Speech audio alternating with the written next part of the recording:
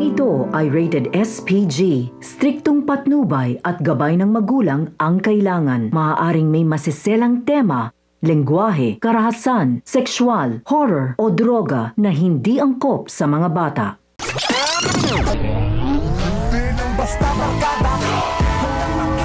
Tuluyan ng malalaman ni Camille ang kalokohang ginagawa ni David matapos ngang tawagan ni Camille si David upang ipaalam ang kaguluhang nangyari sa kanilang bahay, at nangako nga si David na kaagad siyang uuwi para kausapin ang kanyang tatay Rigor.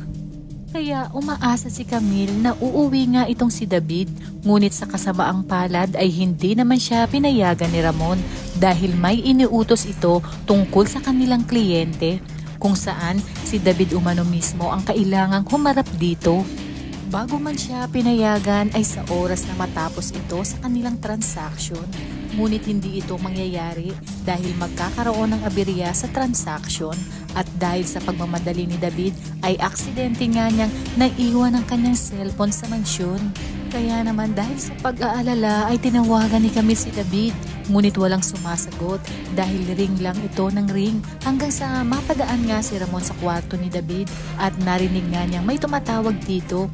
Ay nakita niyang cellphone ito ni David at tumatawag ang isang Camille. Agad niya itong sinagot para sabihin sanang naiwan ni David ang kanyang cellphone.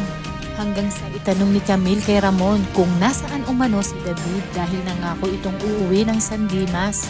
Agad na nagtaka si Ramon at tinanong kung sinong David. Sinabi ni Camille na siya ang asawa ni David at mawalang galang na umano dahil baka siya ang boss ni David.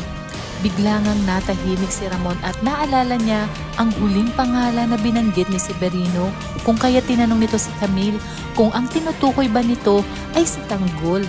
Agad na sinabi ni Camille na paanong naging tanggol si David, pinalayas na umano ito ng kanyang tatay Rigor, at dito na nagduda na si Ramon at kinuntsaba si Camille na makipagtulungan sa kanya dahil ramdam niya na tinatarantado siya ng sinasabi nitong David.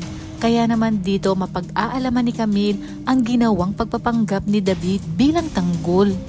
Kaya naman kapamilya, kung bago ka pa lang sa aking channel ay mag-subscribe ka na at i-click mo na rin ang bell icon para updated ka sa pinakahuling kaganapan sa paborito mong teleserye, ang FPJ's Batang Quiapo. Hanggang sa muli, salamat!